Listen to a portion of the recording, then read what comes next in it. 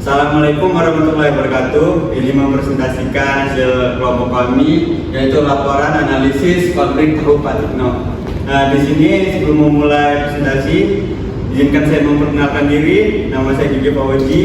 Nama saya Yola Cintama Putri. Nama saya Junaidi Afendi. Dan nama saya Hera Rizali Salsabila. Selanjutnya masuk ke dalam materi. Yang pertama, gambaran umum UMKM pabrik tahu Pak Tikno. Pabrik tahu Pak Tikno merupakan industri yang dimiliki oleh perseorangan yang terletak di Jalan Pulau Morotai, Gang Muhammad Soleh, nomor 2, Jagabaria, Kecamatan Moyhalin, Kota Bandar Lampung. Pabrik tahu Pak Tikno merupakan pihak utama dari alat pemasaran. Sumber modal yang digunakan pabrik tahu Pak Tikno dalam memproduksi tahu merupakan modal sendiri untuk keberlangsungan usahanya. Industri Pak Tikno dalam mempunyai tahu di dalam setiap hari olah oleh pekerja atau karyawan. Pak Tikno bekerja setiap harinya dan tidak ada libur sama sekali kecuali karyawan yang sakit. Sedangkan hari raya Idul Fitri, karyawan mendapatkan libur juga dan pemilik akan mencari penggantinya agar usaha industri tahu tetap berjalan. Rata-rata kerja karyawan bekerja dengan waktu sekitar 9 jam per hari. Pabrik tahu Pak Tikno memiliki 60 karyawan di mana bekerja secara shift dari pagi sampai malam. Jumlah tahu yang diproduksi oleh pabrik tahu Pak Tikno sebanyak 1.800 per harinya atau sekali proses produksi. Produksi tahu yang dihasilkan oleh pabrik Pak Tikno ternyata masih memiliki kualitas yang lebih baik dibandingkan dengan produsen tahu yang lainnya, karena yang lainnya menjual dengan ukuran yang lebih kecil. Selanjutnya akan dijelaskan oleh Yola. Identifikasi resiko. Yang pertama adalah risiko kecelakaan kerja. Pada proses produksi tahu Pak Tikno menggunakan alat standar boiler. Pada pengoperasian sistem boiler, yang mungkin terjadi adalah kebisikan mesin dapat timbul dari aktivitas kerja sistem boiler. Dari hal tersebut, tingkat kecelakaan kerja dari produksi tahu cukup besar untuk karyawan seperti kencaran minyak yang membuat licin dapat beresiko menyebabkan terpeleset. Proses pengangkatan rebusan gilingan tahu yang dapat tumpah dan terkena karyawan. Bahaya dari tekanan uap yang tidak tertimbul ledakan yang mengganggu proses produksi bahkan dapat menghentikan seluruh kegiatan produksi dan juga mengangkat keselamatan para pegawai. Sedangkan pada saat Pak Tikno tidak ada terdapat tekanan untuk pengendalian tekanan pada boiler. Yang kedua, risiko keuangan. Dalam usaha tahu Pak Tikno, proses pencatatan keuangan dapat dilakukan setiap hari. Setiap minggu dan ada surat pencatatan sehari di akhir bulannya. Dengan dilakukan secara manual, hal ini dapat menimbulkan kesalahan atau kecurangan yang dilakukan oleh karyawan dalam melakukan keuangan usaha. Karena data yang sampai dapat bermanipulasi. Baik, selanjutnya dijelaskan oleh Hera Rizali. Terima kasih. Terima kasih kepada Bapak. Di sini ada risiko produksi. Di mana kondisi terjadi itu apabila kenaikan harga pajak kedelai tentu akan berdampak pada kenaikan harga tahu karena bahan pokok kebutuhan tahu itu adalah pajak kedelai. Setelah itu adanya kenaikan tersebut dikarenakan produksi atau hasil panen dalam negeri dan setiap tahunnya mengalami penurunan dan adanya kemarau panjang yang membuat gagal panen. Ketika harga kacang kedelai membuat sebagai produsen melakukan mutu produksi sehingga membuat produksi tahu menurun. Yang selanjutnya ada risiko sumber daya manusia.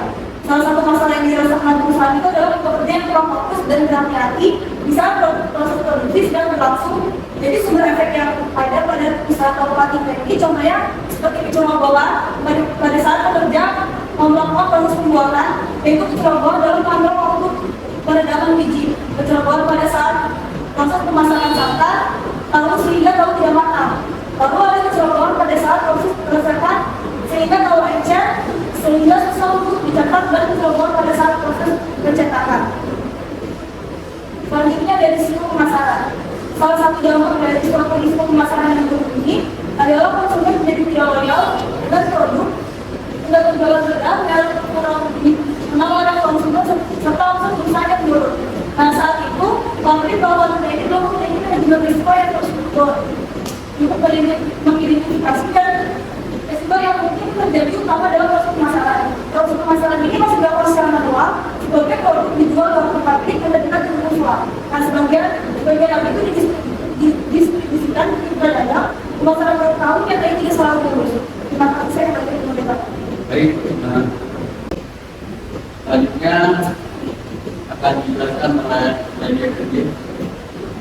Baik, jadi di sini saya akan menjelaskan solusi-solusi yang kami berikan untuk resiko resiko bisnis yang terjadi pada usaha tahu Pak No. Yang pertama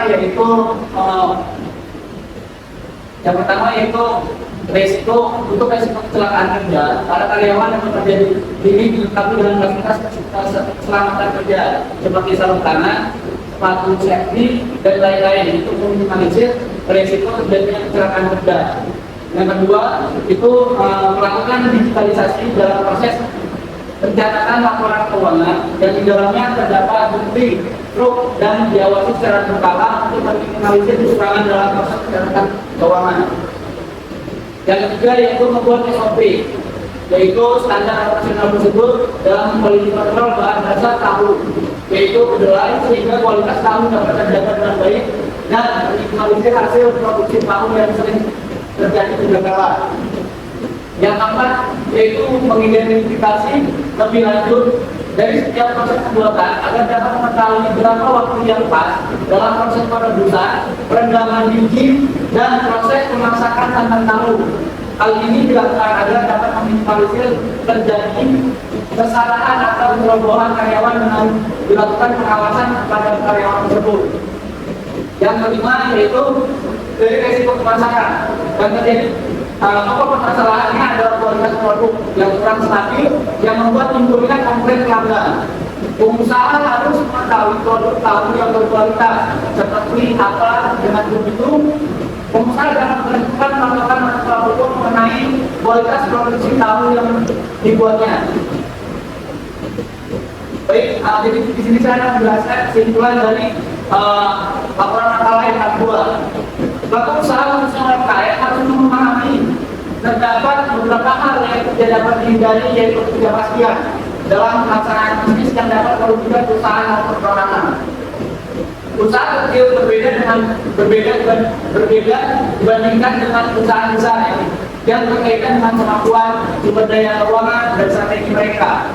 Seperti halnya UMKM yang memiliki usaha Tanino. Dari hasil analisis dan identifikasi mengenai resiko usaha ini masih banyak kemungkinan resiko dan ketidakpastian yang